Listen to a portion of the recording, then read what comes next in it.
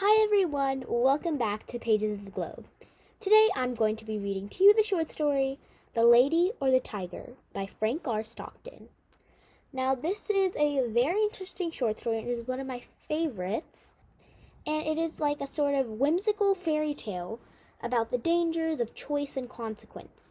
So it involves this faithful suitor, a jealous princess, and a vengeful king. So this barbaric king learns of a love affair between his daughter, meaning the princess, and the suitor, which is who is a man of lower birth. And so the king throws this young man into his arena, which is basically this giant coliseum where he punishes all the kingdom's criminals. So the criminal on trial will open one of the two doors in the arena. Behind one will be a very hungry tiger who will devour him, and behind the other will be a beautiful maiden to whom he will be married. So for the trial, the king has chosen the most beautiful maiden in the entire kingdom. And obviously, the princess is extremely jealous because she loves this man. And if he chooses right, he's going to have a very beautiful wife. And at the same time, if he chooses wrong, he's also going to be killed in a very horrible way. So I'm not going to reveal to you exactly what happens, but the princess does know which door holds a tiger and which holds the very beautiful maiden. And so this story is about whether the daughter tells the suitor to choose the tiger door or the maiden door, the beautiful maiden door. Now, some themes in this story are, first of all, love versus possession, because until the revelation of that affair, the princess and her lover were happily in love. But when she discovered the truth and they were sent into that trial, the princess is obviously extremely jealous of that other woman who might have a relationship with that young man in a few days. So obviously this is going to ignite a kind of hatred in the princess. But at the same time, that young man, it seems like he's still in love with that princess. So it's kind of this internal conflict between the princess because she doesn't know whether to tell her lover to go to the tiger door or the beautiful maiden door. Now, before we start the story, I'm going to tell you a couple facts about the author of this short story, Frank R. Stockton. Now, Frank R. Stockton was born on April 5th, 1834, and died on April 20th, 1902. He was an American writer and humorist best known today for a series of innovative children's fairy tales that were wildly popular during the last decades of the 19th century. Now, Stockton was born in Philadelphia, and he was the son of this Methodist minister who discouraged him from a writing career. But then after marrying and moving to New Jersey, he produced some of his first literary work. For years, he supported himself as a wood engraver until his father died, and he was able to move back to Philadelphia and write for a newspaper that was founded by his brother. His first fairy tale, Tingaling, was published that year in the Riverside magazine. He was also an editor for the Hearth and Home magazine in the early 1870s. Around 1899, he moved to West Virginia. Now, Stockton avoided the didactic moralizing common to the children's stories of the time. Instead, he humorously poked fun at greed, violence, abuse of power, and other human foibles, describing his fantastic characters' adventures in a charming, matter-of-fact way in stories like The Griffin and the Minor Canon and The Bee-Man of Orne. Now, his 1895 adventure novel, The Adventures of Captain Horn, was the third best-selling book in the United States in 1895, and it's still pretty popular today. The Bee-Man of Orne and several other tales were incorporated into a book and published in 1887 by Charles Scribner's Sons entitled The Bee-Man of Orne. Other stories also included The Griffin and the Minor Canon, Old Pipes and the Dryad, The Queen's Museum, Christmas Before Last, Prince Hassek's March, The Battle of the Third Cousins, The Banished King, and Philopena. Now, before we move on, I did want to tell you guys In case you are really interested by the short story, like many people around the world are, there is a sequel called The Discourager of Hesitancy, and I will link it down below in the description, and just comment down below if you guys want me to read it out loud, because I have read it and it is pretty good. So let's get on with it. Remember to like, share, subscribe, and remember to enjoy the story. The Lady or the Tiger by Frank Stockton. Many years ago there lived a strange and savage king. He had a wild imagination and a very strong will. He loved to have everything his way. Each day he and himself talked together.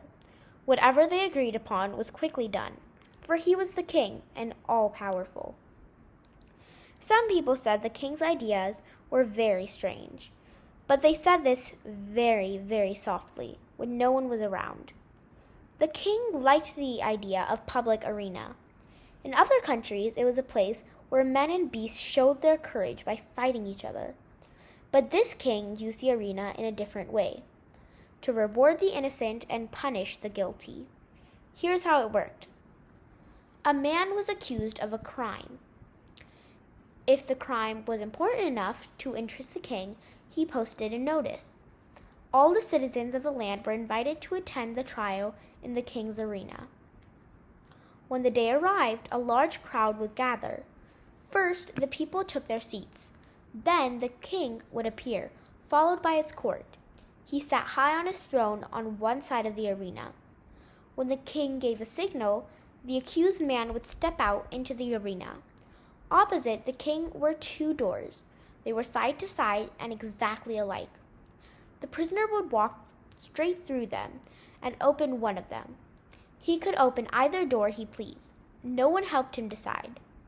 Behind one door was one hungry tiger. If he opened that door, the tiger leaped out. It tore the man to pieces. That was a punishment for his guilt. Then the iron bells clanged and cries of sorrow were heard. The people bowed their heads and went slowly home. They were so sad that anyone should have to meet such a terrible fate. But if the prisoner opened the other door, a beautiful lady stepped out. She was a perfect match for him as could be found. The king would clap his hands. At this point, a priest would appear and marry them at once. Then bells rang out and music played.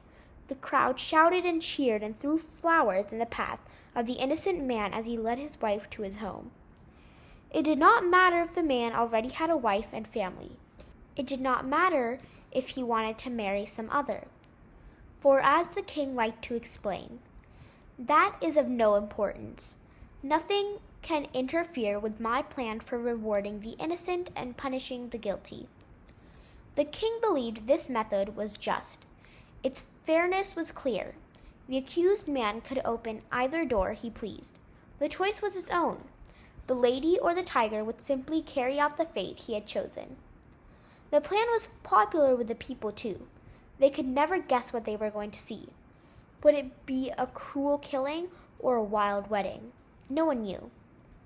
It happened that this savage king had a beautiful daughter. She was as high-spirited and imaginative as her father. The king loved her above all others. But the princess did not always obey her father's wishes, especially in matters of the heart. She fell in love with a man, but her father did not approve of him. The man was a slave of the king.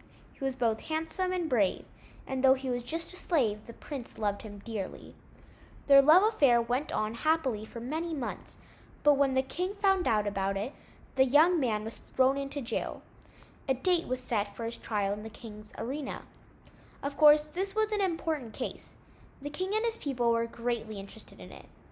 Never before had a slave dared to love the daughter of a king. Men were sent to find the fiercest tiger in the country. Judges searched for the loveliest maiden in the land. If the youth were not torn to pieces, it was right that he had a fitting bride.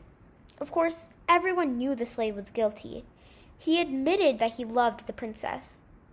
But the king did not let this fact stand in his way. He enjoyed the justice of his arena too much. Besides, the slave would be murdered or married. In either case, he would be out the way. At last, the great day came. Never before had there been such a crowd. People shoved and pushed. Some could not even get into the arena. They stood waiting for the news at the outside walls. Finally, the king and his court took their places. A signal was given, and the door opened, and the slave entered the arena. What a sight he made, handsome and tall. No wonder the princess loved him. What a terrible thing for him to be there. The youth walked across the field. Then he stopped. He turned and bowed to the king. He was not thinking of the king, however. His eyes were fixated on the princess, who sat beside her father. For weeks, the princess had thought of nothing else but this day. Finally, she had done what no one else before her had ever done. She had learned the secret of the doors. Gold and her power as a king's daughter had brought her the secret. But she knew more than which door hid the lady. She also knew the lady's face. She was one of the most beautiful women in the king's court, and the princess hated her. The princess had often seen the lady looking at her lover. She had thought that he had even glanced back. Once she had seen them talking together. It might have been nothing, but who could tell? The lady was lovely, but she had dared to look at the princess's lover. And now she stood waiting for him behind that silent door. The prisoner's eyes were still fixed on the princess. He searched her pale face closely. Then he saw that she knew. She knew behind which door crouched the tiger, behind which stood the lady. He stared at her, and his eyes burned with the question, which? The princess knew he was asking. It was as plain to her as if he had shouted it out loud.